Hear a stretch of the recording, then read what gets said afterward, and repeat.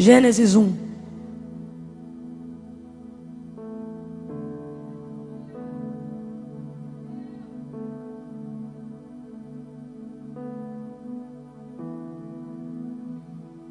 No princípio, criou Deus os céus e a terra era sem forma e vazia, e havia trevas sobre a face do abismo, e o Espírito de Deus se movia, pairava sobre a face das águas.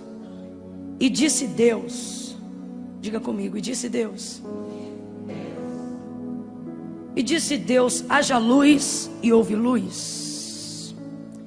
Viu Deus que a luz era boa, e fez separação entre luz e trevas. Chamou Deus a luz dia, e as trevas noite.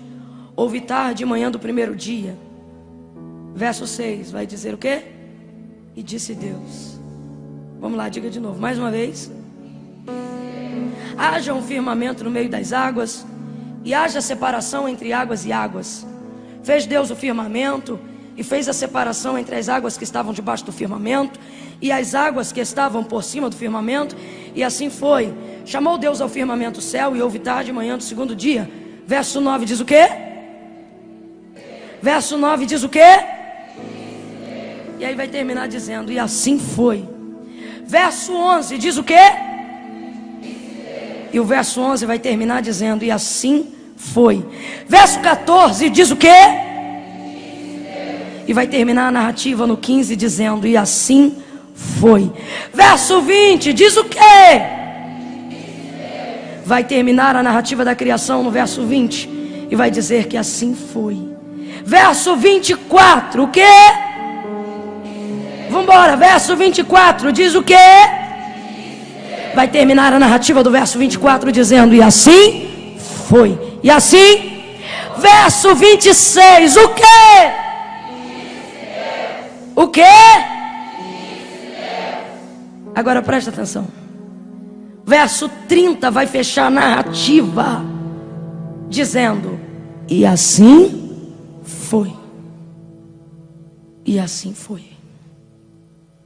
Então veja, diga amém por essa palavra. Amém. O livro do Gênesis traz a criação, né? Como tudo foi feito, como tudo foi criado. Deus chamou a existência. Como diz o autor da carta aos Hebreus, tudo que existe, tudo que há, não foi feito por prova aparente do que se vê, mas foram criados, existem, subsistem, coexistem por causa da palavra de Deus. Eita palavra poderosa. Vez ou outra a gente acredita que para a palavra de Deus se manifestar, ou para Deus revelar o seu poder, a gente precisa de fé. Não, isso é um equívoco. Você precisa de fé para que o poder de Deus seja canalizado para você.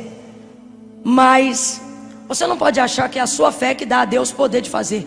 Deus não depende da sua fé para ter poder de fazer aquilo que Ele faz. A diferença é que quando você crê, você vincula o poder que Deus tem de fazer para fazer em você. Algumas pessoas se equivocam, acham que Deus deixa de revelar o seu poder porque elas não tiveram fé o suficiente para dar a Deus poder de fazer. Mas quando você olha o livro do Gênesis, você entende perfeitamente o que eu estou tentando te explicar. Por exemplo, ninguém precisou dizer amém para que Deus realizasse tudo aquilo que Ele realizou. Quando Ele disse, haja luz, quem foi que disse? Eu concordo. Quem foi que disse? Amém. Quem foi que disse? Está ligado essa palavra? Não. Ninguém disse absolutamente nada. Não existia nada. O texto diz que o Espírito de Deus se movia sobre a face das águas. Tudo que existe, tudo que há foi criado pelo poder da palavra. Uma outra coisa interessante que o autor da carta aos Hebreus vai explicar acerca da palavra. Ela é independente, viva, eficaz. A palavra de Deus é tão poderosa que às vezes eu não sei se sou eu que estou fazendo uso dela ou se é ela que está me usando. Ela é viva. Como Lutero, por exemplo, foi alcançado pela palavra. sem que ninguém pregasse, sem que ninguém o desse uma nova visão, uma revelação do Evangelho ou do cristianismo. Apenas com a leitura do texto, pela leitura do texto, uma vez que sabia falar o latim tão bem quanto o inglês, quanto o alemão, compreendeu, absorveu completamente a palavra, e ela manifestou nele uma libertação verdadeira por intermédio da verdade. Conhecereis a verdade. Que verdade? A verdade da palavra de Deus. Conhecereis a verdade e a verdade vos libertará. Eu conheço uma série de testemunhos de pessoas que foram alcançadas apenas lendo a palavra. Gente que não precisou necessariamente que alguém ministrasse uma revelação, uma palavra para a vida daquela pessoa. A palavra de Deus faz com que as coisas aconteçam. Eu acredito no mover pela palavra, no avivamento pela palavra. Acredito em cura e manifestação de sinais pelo poder da palavra. O Salmo 119 é todo um salmo tributado para a glória de Deus na sua palavra. Como purificará o jovem o seu caminho, observando segundo a tua palavra. Escondi a tua palavra no meu coração para não pecar contra ti. Vivifica-me, ó Deus, segundo a tua palavra, porque os meus ossos estão apegados ao pó. Vivifica-me, ó Deus, sim, vivifica-me pelo poder da tua palavra. Oh, aleluia, aleluia. A palavra de Deus é fortaleza, a palavra de Deus é escudo. Palavra tem poder de abater, palavra tem poder de levantar, palavra tem poder de levar, palavra tem poder de trazer. Palavra de Deus. Os discípulos trabalham toda noite e não apanham nada. Pedro agora já está lavando as redes, extremamente triste, porque havendo trabalhado toda noite não apanharam nada. Aí chega Jesus caminhando pela margem da praia, olha para ele e diz: voltai ao mar alto e lançai as vossas redes para pescar. Pedro vai dizer: Senhor, nós trabalhamos toda noite, mas não pegamos nada, mas sobre a tua palavra lançaremos a rede. E lançaram a rede e pegaram muitos peixes.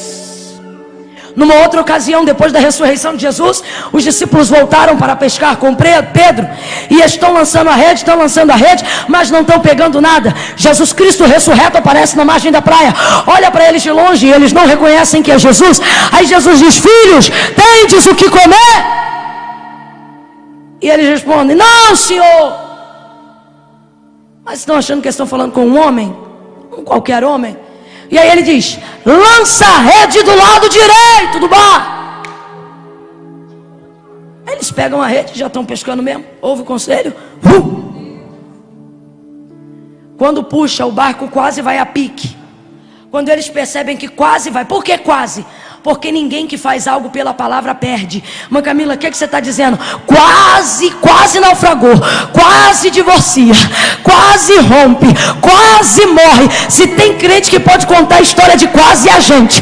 Porque a gente faz cada loucura pela fé, pela palavra, que alguém diz: rapaz, isso vai dar certo. Aí você diz: quase perdi o bebê, quase essa criança não nasceu, mas no final deu tudo certo. Por quê?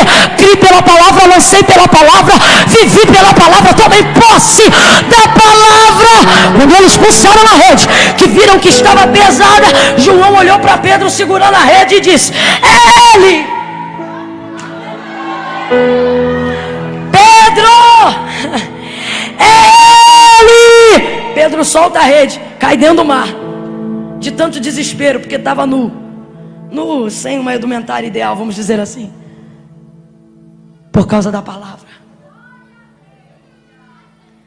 O centurião chegou para Jesus e disse: olha, eu tenho um conhecido, está muito doente. Basta uma palavra. Jesus diz assim: eu vou lá visitar o enfermo. Ele diz: não vai não, que eu não sou digno que você entre na minha casa. Sou um homem de autoridade e também sujeito a autoridades. Meu patrão diz: manda, eu faço. Ele diz: vai, eu vou. Ele diz: venho, eu venho. Eu tenho servos que quando eu digo faça, eles fazem. Quando eu digo vão, eles vão. Ele disse: sou sujeito à autoridade e também tenho autoridade. Eu conheço a autoridade. Rapaz. Aí ele diz assim: basta que mandes. O que ele está dizendo? Ele está dizendo: eu só preciso de uma palavra. Aí Jesus diz: então vai sobre essa palavra. Quando ele chega em casa, o menino está de pé. Aí ele pergunta: que hora foi que ele levantou? Aí Aí diz assim, por volta das 3 da tarde, ele disse exatamente a hora que ele falava comigo. A palavra de Deus.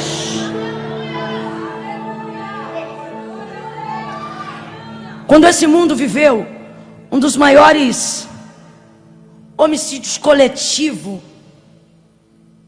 é genocídio que a gente chama quando a morte é coletiva. Então, um dos maiores genocídios da história. Nós estamos falando do Holocausto. Dentre todos os livros de conhecimentos gerais e etc., que Hitler tacava ao fogo, a principal busca foi pelo livro que na época ficou conhecido como da capa preta. Porque não tínhamos a variedade de Bíblias. Hoje tem capa de tudo que é jeito. Mas antes era o livro da capa preta. Queimem todos os livros da capa preta. Porque enquanto houver isso, haverá princípio, haverá doutrina, haverá diretriz, haverá parâmetro, haverá base, haverá direção, haverá Deus. Deus se manifesta pela sua palavra. Quem está me ouvindo, diga amém. Por isso João, quando vai falar de Jesus, não fala o nome do seu pai, não fala o nome da sua mãe, não fala da árvore genealógica da casa de Judá, não fala da árvore genealógica da linhagem de Davi. Ele já abre a narrativa do seu texto entendendo que Jesus estava no princípio, porque ele era a manifestação da palavra. Aí ele abre a narrativa dizendo, no princípio era o verbo. Verbo aqui não é voz, verbo aqui é palavra. No princípio era o verbo estava com Deus, o verbo era Deus. Nele estava a vida, ou seja, a vida está onde? Na palavra. Porque quem é a palavra? A expressão física, material, visual, tátil, olfativa de tudo aquilo que Deus é. Por isso ele diz, busquem e conheçam as palavras de vida, porque aquele que tiver as palavras de vida também terá nelas a vida eterna. Palavra. Então você precisa entender que o que vem da boca de Deus e o que vem da palavra de Deus é tão forte, que não tem como ser de outra maneira senão acontecer exatamente como Deus falou, porque a sua palavra é a verdade, a sua palavra é o poder. Quando você olha o livro do Gênesis, você vê isso que nós estamos falando aqui nessa manhã. O texto vai dizer sobre muitas coisas: luz, sol, lua, estrelas, separação entre luz e trevas, terra, semente, erva, espécies, animais, relva, selva, feras, mares, oceanos, espécies para eles, natureza, criação, vapor, semente, regada, produção, manutenção, firmamento. O núcleo da terra tem a gravidade que puxa para baixo. Por isso que na terra tudo que vai para cima cai. É um campo que nós chamamos fora do que entendemos como a gravidade da atmosfera de cima. Em contrapartida, tudo que você joga para cima da atmosfera não desce, sobe. Aí eu me lembro de Davi salmodiando o Salmo de número 8 e dizendo: aquele que é da terra manda só no que é da terra, mas aquele que é do céu manda no céu e manda na terra, porque os céus são mais altos do que a terra. Manda no céu, manda na terra, manda em tudo que existe e que há na terra, no meio da terra e embaixo dela. Deus é Senhor de tudo que já foi criado. Se tem alguma coisa que não foi criado, Ele também é Senhor. Ele é Senhor de tudo que nós temos consciência, e daquilo que não existe consciência, Ele também é Senhor. Ele é Senhor de todos os planetas, de todo o sistema solar, de tudo que você conhece. Ele é Senhor dos planetas existentes que a gente ainda não conhece, mas Ele também já é Senhor de todos eles. Tudo isso Ele fez e criou pelo poder da sua palavra. Quando Ele criou o homem, matéria-prima do barro, soprou em suas narinas o fôlego de vida, deu ao homem vida, fez ao homem alma vivente. Isso também foi feito pelo poder da sua palavra. Quando Ele estabelece o firmamento, isso é uma das coisas que eu acho mais interessante. Obedecem Ele. Lembra quando Jesus vai para a proa do barco e Ele diz assim: aquieta-te, vento, acalma-te. E imediatamente fez-se bonança. Os discípulos olharam e disseram: quem é este que até o vento e o mar lhe obedecem. Quem é que sabe que todo rio corre para o mar? Diga amém. Então, se não sabe, aprende aí agora. Tem até um ditado popular: todo rio corre para o mar. Salomão assentou-se a aprender e a exercer a sabedoria. Uma obra muito fatigada, porque ele diz que quem aumenta em sabedoria aumenta em tristeza. Feliz é o bobo. Não sabe de nada, não entende nada, tudo tá bom. O sábio percebe tudo: olhar, jeito, andar. Automaticamente ele é afetado muito mais rapidamente por tudo que lhe cerca. E por isso Salomão disse que quem aumenta em sabedoria, quem aumenta em estultícia, também aumenta em tristeza. E ele vai deixar claro que, parando para observar toda a criação, viu que todo rio corre para o mar. Depois disso, a ciência vai nos apresentar de maneira muito mais clara e geográfica que todo rio corre para o mar. Aparece uma nascente. Essa nascente começa a fluir, fluir, fluir, fluir, fluir. E ela sai da terra. Ela vai começar a correr. Nada fica no seu caminho. E se alguma coisa ficar no seu caminho, ela corta caminho para chegar onde ela precisa chegar. É impressionante. Tudo isso vai desaguar no rio. E todo o rio vai desaguar para o mar. Como é que vai nascendo fluentes novas, nascentes novas? Todo o rio vai correndo para o mar. Pergunta para quem está do teu lado: por que o mar não transborda? Deus deu uma ordem ao limite das águas. Deus deu uma ordem para a manutenção da terra. Ele disse: cada erva vai dar semente segundo a sua espécie, cada espécie vai reproduzir segundo a sua espécie. O firmamento é uma implosão de ar que não pode ser vista, mas é real. O que é o firmamento? Como eu falei do campo gravitacional da terra, se você tem alguma coisa na terra, quando você toma um tombo, você sobe ou você cai no chão? Campo gravitacional. Tudo que está na terra puxa para baixo. Tudo que está no céu puxa para cima. Antes do firmamento, antes da atmosfera, que difere a atmosfera terrestre e a atmosfera dos céus, o que está embaixo é firmamento de baixo, o que está em cima é firmamento de cima. Quem é o firmamento? O firmamento é a linha invisível de ar que fica no meio, determinando o que é de cima e o que é de baixo. Se você falar assim: tire uma foto do firmamento, o firmamento não sai na revelação da foto. Ele é como o vento que sopra. Você sente, ele é real, ele é existente, mas você só percebe a sua existência quando ele se movimenta em alguma coisa. Quando é que você sabe que está ventando? Ou quando você sente a brisa no seu rosto, ou quando a folha balança na sua frente. Assim é o firmamento. Como é que a gente sabe quando o firmamento existe? Porque do firmamento para cima, tu solta o homem no ar e ele flutua. Do firmamento para baixo, tu solta o homem para o ar e ele cai. Deus olhou o firmamento e disse: você respeita esses limites. E as águas? Vem a onda, você pensa, vai inundar tudo, daqui a pouco ela recua. Tudo obedeceu, tudo obedece a sua palavra. Diga um glória a Deus pela criação divina. Agora preste atenção, que eu quero te chamar a atenção para isso aqui.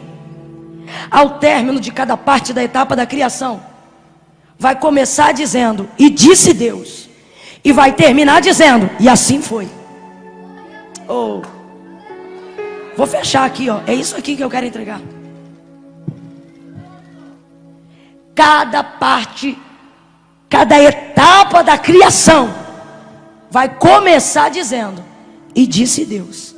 E vai terminar dizendo: e assim foi. E disse Deus, e assim foi. E disse Deus, e assim foi. E disse, foi. E assim foi. Por que que na tua vida você está achando que não vai acontecer? Foi Deus que disse? Então pega na mão da pessoa que está ao seu lado. Diga para ela assim, ó: vai ser como Deus disse. Aperta mais forte e diga: vai ser como Deus disse. Olha para ela ou para ele e diga: vai terminar quando Deus fizer. Quando Deus quiser. Diga: vai ser. Sacode ela e diga: vai ser. exatamente como Deus disse. Você pode glorificar a Deus porque o Senhor liberou uma palavra sobre nós e Ele nos trouxe aqui para dizer que assim será. O profeta Isaías vai dizer: se o Senhor determinou, quem pois o invalidará? Se o Senhor determinou, quem pois o invalidará? Vai se cumprir exatamente como Deus disse. Jesus vai ser capturado e Pilatos diz assim: eu tenho poder para te libertar ou para te prender, eu tenho poder para te deixar sair ou para te matar. Ele diz assim: poder nenhum você teria se meu Pai do alto não tivesse te concedido. Ele diz: a minha vida ninguém toma, a minha vida eu dou. Pedro disse assim: Senhor, não te castigue, não vai para a crucificação não faça isso contigo mesmo. Jesus diz: para trás de mim, Satanás, tu que me serve de escândalo. Que escândalo deixaria eu de cumprir a vontade do meu Pai?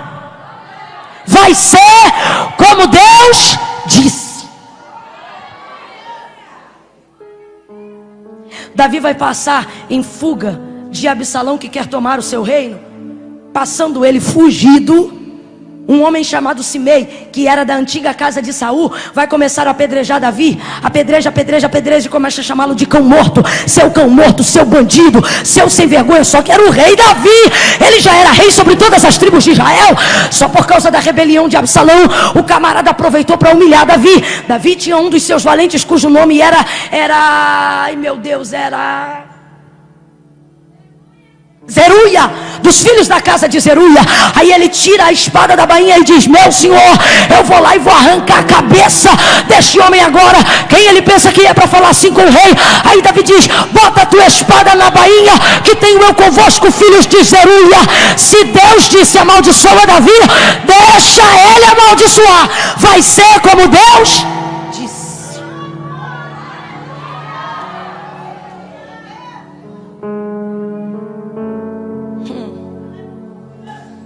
Agora também tem aquilo.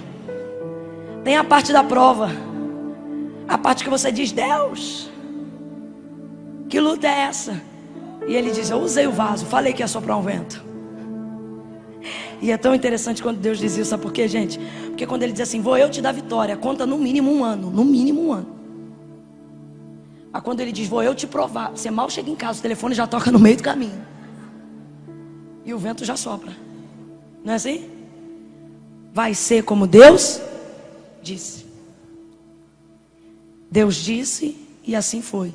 Por que você está achando que na sua vida não vai ser como Deus disse? Mas Camila, porque eu não sou tão fiel a Deus. E quem disse que Deus falou porque você é fiel? Deus liberou porque Ele é fiel para cumprir a sua palavra. Agora tem a parte da honra também. Ao terceiro dia, Jesus ressuscitou. Quem é Jesus? Verbo vivo, Filho do Deus vivo. Ele disse várias vezes, pelo menos 4, que ele iria ressuscitar ao terceiro dia. Está todo mundo chorando, desesperado. Por quê? Porque o nosso rei morreu, nosso Senhor morreu. Mas no terceiro dia, Jesus ressuscita. Vamos embora, gente. No terceiro dia, Jesus. Por quê? Vai ser como Deus disse.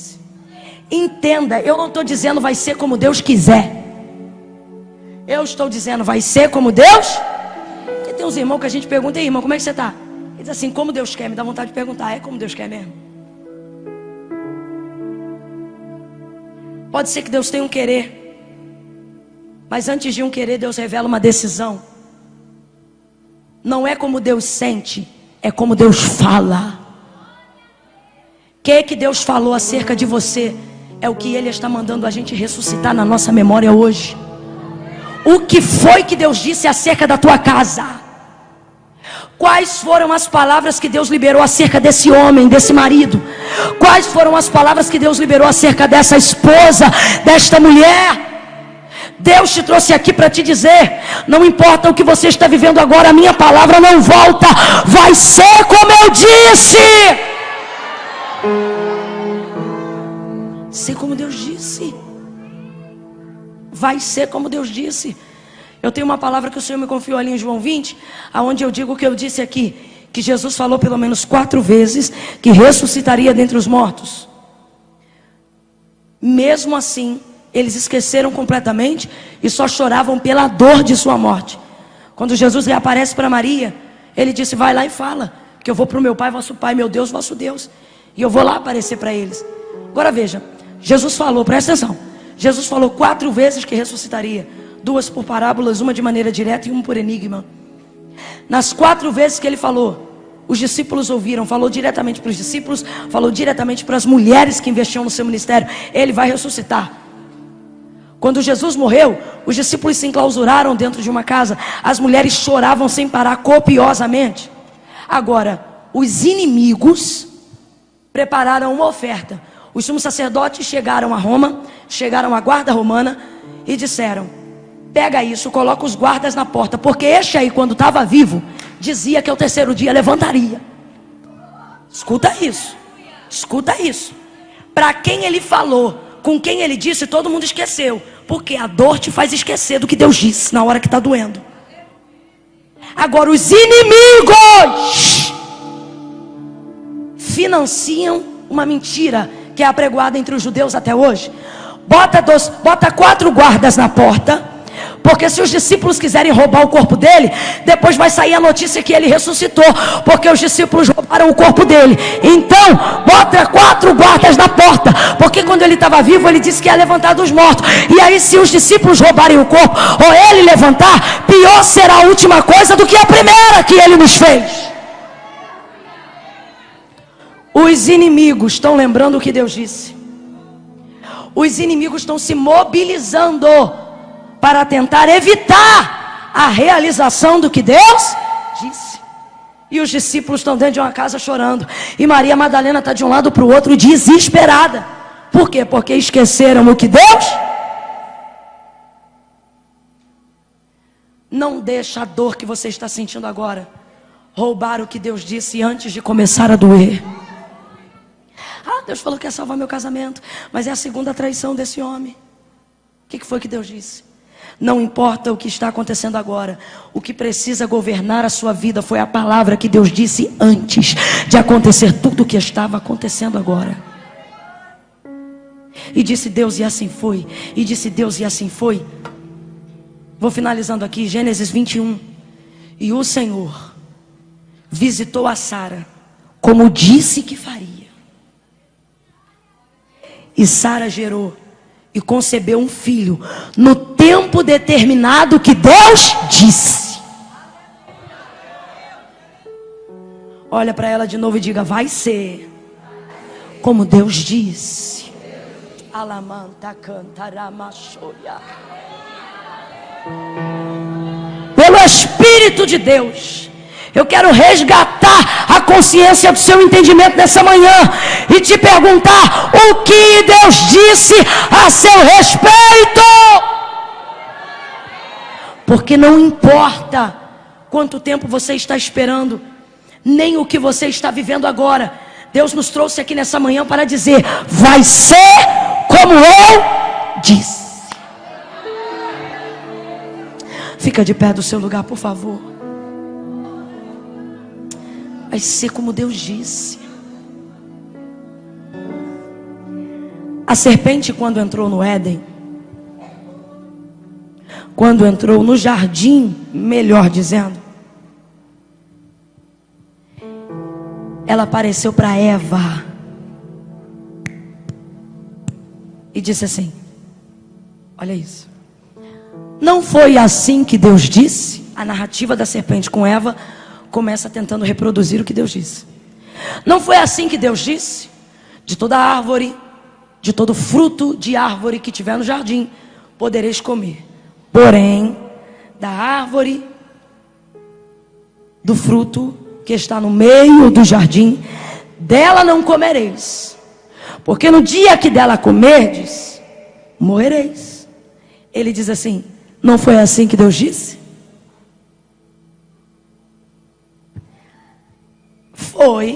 Foi assim que Deus disse. Aí ele diz assim: não é verdade. Por isso Apocalipse vai dizer: a antiga serpente que nunca se firmou na verdade. Não, ele não quer que vocês comam, porque no dia que vocês comerem, vocês serão iguais a ele. E Ele não quer que vocês sejam iguais a Ele, sendo como Deus. Agora tu vê, Ele oferece o fruto, ela come e oferece para o seu marido. Poxa, ele acabou de reproduzir o que Deus disse. Até o diabo sabe o que Deus falou. Só que ela vai acreditar numa mentira. Por quê? Porque ela ainda não sabe o que é mentira, mas vai descobrir o que é mentira. Oi, irmã Camila, então tadinha. A Eva pecou porque não sabia o que é mentira. Eu posso não saber o que é mentira, mas já sei o que é verdade. E não importa o que eu não conheço, importa o que eu sei. E o que eu sei é o que Deus disse. E se foi isso que Deus falou, não importa o que você ou qualquer outro me diga depois. Paulo, pregando sobre o evangelho, vai dizer: ainda que em vosso meio apareça alguém pregando outro evangelho, ou seja, uma coisa que você ainda não conhece, fica com aquilo que você conhece. A verdade. Presta atenção. Você pode ainda não saber tudo que você ainda pode ser, tudo que você ainda quer, tudo que você ainda é. Tipo, eu não sei quem eu não sou, mas já sei quem eu sou. O que forma a minha identidade? As coisas que eu reconheço de mim que eu tenho. Ah, você é assim? Não, não sou assim, sou assado. Eu me conheço. Ela acabou de proferir a verdade, mas Eva optou pelo desconhecido. E você está hoje aqui preferindo acreditar no que pode ser do que no que Deus falou que será. Deus falou: vou salvar teu marido. Aí o tempo passa, você diz: pode ser que sim, ou então pode ser também que Deus recolha ele. Deus está dizendo: eu não liberei nada sobre pode ser, eu liberei uma palavra. Eu disse. Gênesis 21, Deus cumpriu, fez Sara gerar no tempo determinado que Ele falou. Mãe Camila, o que você está dizendo? Nessa manhã Deus quer que nós relembremos as nossas promessas, a despeito das nossas frustrações, a despeito da nossa dor. Ele quer que nós tragamos à nossa memória o que foi que Ele disse. Ai, irmã Camila, mas eu estou numa luta tão grande. O que foi que Ele disse antes de começar a doer? Porque não é a dor, não é o que você está vivendo agora que tem o poder de desmanchar o que Deus falou. Com todo respeito, as pessoas do candomblé, diferente de qualquer outra religião, a gente não está aqui e não tem obra de desmanche que desfaça o que Deus disse. O texto revela o poder da palavra e diz assim: a palavra de Deus faz tudo o que lhe apraz. Uma vez liberada, não volta vazia. Antes, ela realiza, ela executa aquilo que foi ordenada para fazer. Por isso que quando Jesus dizia a um homem levanta, ele levantava. Por isso que quando Jesus dizia a alguém seja curado, ele era curado na hora. É o poder de sua palavra. Bota as duas mãos no coração. Quando eu digo coração, eu não estou falando do músculo de carne, o músculo que bombeia o sangue do nosso peito, não. Estou falando do centro das emoções. Mas como a gente reage aqui, bota as duas mãos no coração.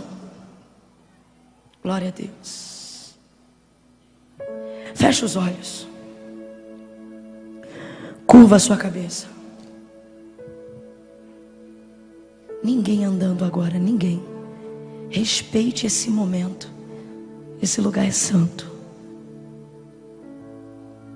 Eu vou esperar quem precisa andar sair imediatamente. Não quero ninguém andando agora, ninguém. Feche os olhos. Curve a cabeça. Bota a mão no coração. Respire bem fundo. Vamos lá, respira. Senhor, nosso Deus, nosso Pai, aos irmãos que estão aqui nessa manhã tão gloriosa, aqueles que estão acompanhando, talvez num ao vivo pela internet, ou posteriormente pelo YouTube, como mensagem gravada.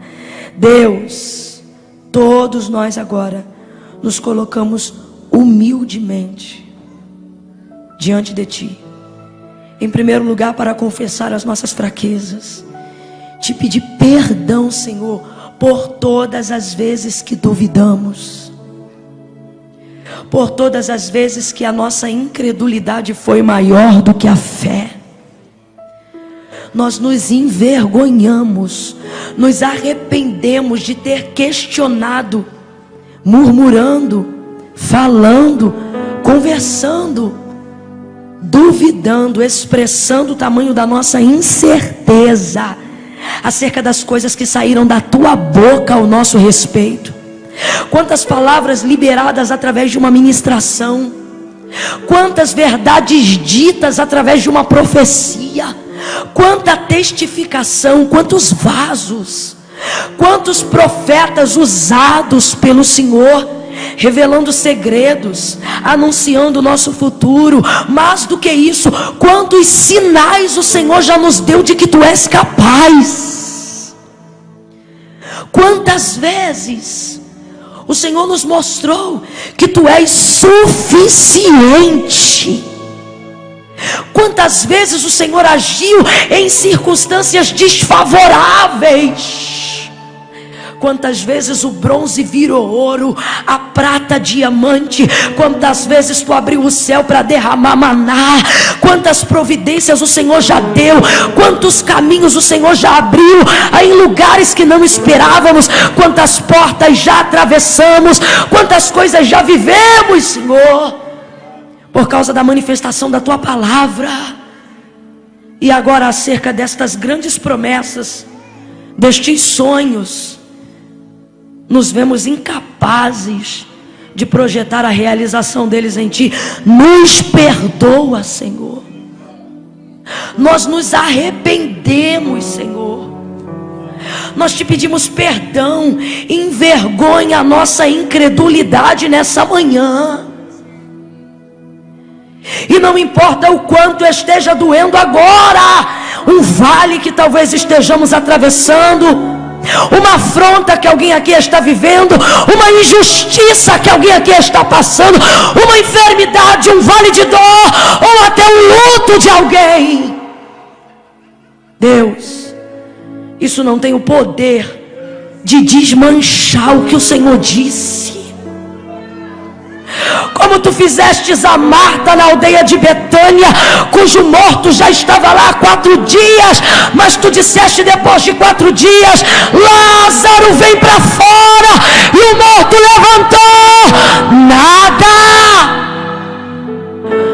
pode impedir o som da Tua voz, nada pode impedir a manifestação, a realidade da Tua palavra, o Teu poder.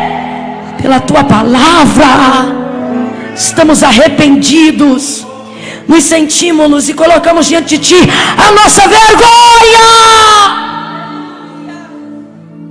por termos duvidado, por vezes, ainda que não falamos com a boca, produzimos no nosso coração e na nossa mente pensamentos que não Te glorificam. Abrimos mão da promessa, quantas vezes, dizendo: ah, Senhor, se Tu não fizer, não tem problema não.